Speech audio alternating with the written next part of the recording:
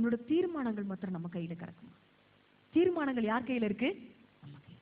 நம்ம கையிலன்னு சொல்லக்கூடாது. யார் கையில இருக்கு தீர்மானங்கள்? யார் கையில இருக்கு? ஐயோ சுத்தமா கேட்கல.